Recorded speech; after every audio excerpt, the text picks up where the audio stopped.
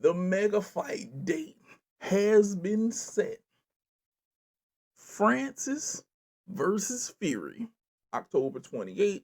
It's also going to have a bunch of heavyweights on the undercard, but I want to focus on Francis versus Fury. Rob, I'm going to let you go first. Where do you see this fight going? Oh, Fury's gonna beat the fuck out of him. Think he's going to beat the fuck about him? It's a boxer versus a non-boxer. This is true. We've done this song and dance before. Yes, we have. Whatever you think about Tyson Fury, he's still a boxer. He's still a trained boxer. Francis Ngannou is not. We just basically watch what Tyson Fury has done to a guy that basically is his main thing is punching. Now, granted, I don't know about Francis Ngannou's defense. I don't know how much he may have, done, how much work he's done in like the last say 9 months or however long since he's been off UFC. Yep. But it's still to the point of you got a trained boxer versus a non-trained boxer or a non-yearly, like He's a emphasis on non-traditional boxing striker is what trained we're going to boxer. call him. We're going to Yeah, call him a yeah, he's non-traditional not striker. he's not a technically trained boxer. And so that's where I'm like, I'm not optimistic on it. I'll watch it. I'll watch what Francis can do because at least Francis does have a lot of power and he's gonna get a good amount of money for this fight. But Oh, yeah. I'm not I'm not thinking that Francis has more than a puncher's chance. Because yeah, Fury is actually a boxer. He dismantled Deontay Wilder when Yes, he Deontay did. Wilder is what you would probably think. Even though Deontay Wilder is a very much trained boxer, and I want to say he was Olympian too. Like, Yeah, I want to say he won the he won bronze. He won bronze in yeah, heavyweight.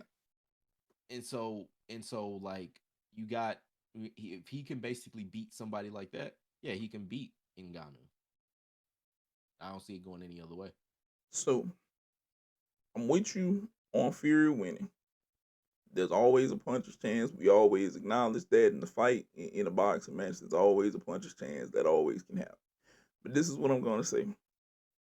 I thought about this, and my heart doesn't want this fight to happen, and I'm going to explain why right now. It's going to be a mega fight. Francis is going to get paid. That's good for him. He's going to make the bag. He's probably not going to win. He has, like, I feel like a 1% chance at winning, you know. Now, with that being said, you know what would have made this fight interesting, Rob? If this would have been Deontay Wilder versus Francis Ngannou. And I'm going to explain why. Deontay Wilder may be a boxer, but as you have stated on this podcast, his strategy is to come out here and punch you as hard as he can, okay? That's his strategy. It ain't I'm taking him in deep water. I ain't working body shots. It's me connecting with his hand. Wow. And that's it. I'm going to punch him as hard as possible and knock him the hell out. Okay? That's his strategy. I respect that. And I feel like if that was him versus Francis, in the words of Big E, we'd see two big meaty men throwing meat hands in the middle of the ring and they gonna get it. And like Big E says, slapping me there. It is gonna, it would have been TNT in four hands just swinging everywhere. And I feel like I would have enjoyed this just a tad bit, just a tad bit better, bro. Just a tad bit better because I know what Tyson Fury is capable of. He has footwork. His ass is 6'8", 6'9", and he has elite footwork for his size. Okay? I'm not saying Francis doesn't have footwork, but I've never had to see Francis use the amount of footwork that Tyson Fury uses in the boxing ring. He showed you he danced on Deontay, and his big 6'8", 6'9" ass got the whipping on Deontay that last time, and I was like, bro, it's like this boy can move. I've never seen Francis have to do that. Francis is a little bit of slight footwork. He has really good setup for if he's gonna throw a punch. Yeah, he has TNT in both hands, but like we said, we not in the UFC. It ain't them little bitty gloves no more. Yeah, Mike training him. But the one thing that would surprise me is this: if Francis came out there with above average head work and footwork whenever this fight comes out, that would make it a little bit interesting. That would pique my interest a little bit more because I would say, okay, he's been working on real footwork. But if he come out there with the clackety clack, 1 foot, 1 foot, 1 foot, 1 foot moving around the ring, I think they're going 10 or 12 rounds. 7, 8, he gonna go ahead and get him up out of here. He gonna tell him, look, France, it's been an honorable match, mate. Let's go ahead and bang this one out, and I'm gonna dodge a few punches, and I'm gonna try to put Francis on the ground and get this out of here. And off to the races. Go cash your $100 million check because you set for life after this here. Because I'm expecting it to be. I'm expecting Francis to get 60, 70, 80 on the easy. Probably. Yeah, it's because I want to say it's going Saudi Arabia if I'm not mistaken. He gonna probably see 100 mil. So I'm expecting 100 mil check for Francis, and he's done with it, and that's gonna be the end of it. But yeah, now the one other thing that I do want to touch upon with you guys before we get up out of here, Canelo Charlo, a real boxing match this weekend on the 30th. Uh, I'm gonna be honest with you. I would like, you know what, Rob? I think Canelo gonna win this. Mm, I'm gonna tell yeah. you why.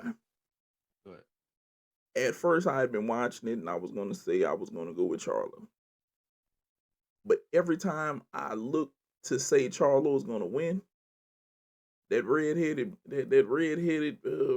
man over there, Canelo Alvarez, just makes me think. I think he might beat this boy. Something keep telling me he's gonna win this. So I'm gonna follow where my head and my heart has been at. If Charlo beat him, wouldn't be disappointed. But what you guys don't understand, a lot of you people who you're fans of boxing and you don't understand, Charlo is gonna lose all of his belts to go to fight Canelo. Okay? So if he loses this, he has nothing left. He goes back into ranking to get his stuff back, but he has nothing else. This is being billed as two fights of champions, but if he loses this, he doesn't keep anything. He doesn't keep it win or lose. Well, he gets Canelo stuff, but he's not getting anything if he loses this. He has to go back in the ranking and he has to get him another shot to get his stuff back. So I don't know. Some is just telling me Canelo's gonna retain and Charlo's gonna have to go back into the ranking. What are you thinking? I think we had already talked about this when they announced it months ago. You guys can go back in the archives and go back Yeah. to Ramigos podcast, Spotify, iHeart, and actually hear what we had to say then. But I want to say you had picked Canelo then. I Yep. want to say I picked Charlo, and I'm gonna keep with that. I'm gonna keep with Charlo, even though what you said, like he's gonna lose his titles. I think I'm gonna pick the underdog because I think that very much he is the underdog, and I think he has, as far as what I've seen, got not lot got a good amount of skill and everything like that. So I'm gonna pick Charlo. And yeah, it's gonna be a good fight though. Oh I can't hell wait yeah. for it. Like I think it's gonna be a real good fight. Oh, it's gonna be an excellent fight. I guarantee that this is gonna be a banger of a fight. I'm actually more looking forward to this fight this weekend than the fight in October. I'm gonna be totally honest about that. I'm looking more forward to that fight just strictly because of this fight is two people that I've watched all the time legitly. I've watched Francis a lot in the UFC. I've watched Tyson Fury fight a good bit, but it's a box on boxer fight, and that's always going to intrigue me. Like it's going to make me pay attention more closely than just the UFC person versus the boxer. Like, don't get me wrong. If Francis win, he'll stun the world. Let's be honest. If he manages to connect, now I will say this: if he hits Fury, I don't know if Fury's going to be able to rise up like the Undertaker, like he did for Wilder that time. Cause the scary thing to me about being in a fight with Francis is, and we've talked about this.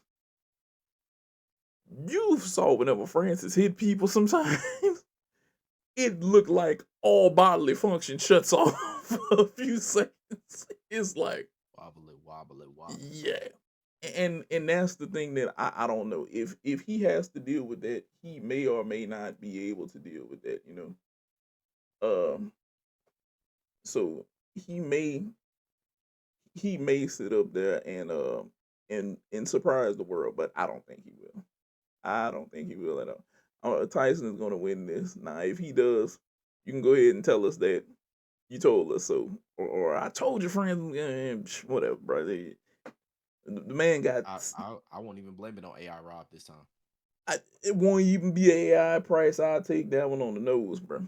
I'll take that one truly on the nose. I'll let it be said. Look, hey, y'all got me on that one. Cause hey, he do have TNT wrapped in C4 in his hands. So it is what it is on that one. But on that note, we're gonna go ahead and get up out of here. You know, it's your boy Price, Bramigos Podcast. Y'all see it on the screen. Bramigos Pod on Twitter, Bramigos Podcast on TikTok. We are starting to upload there more. We're gonna try to clip up a lot more things. Same thing for YouTube, stuff like that. We're gonna try to clip it up, give you guys some bite-sized segments, let y'all know what's going on. But with that being said, we're out. Rob, tell them how you feeling while we on the way out. Good night, Canada. Happy Sunday. Happy NFL. Happy me. Happy shirt. Go Godzilla.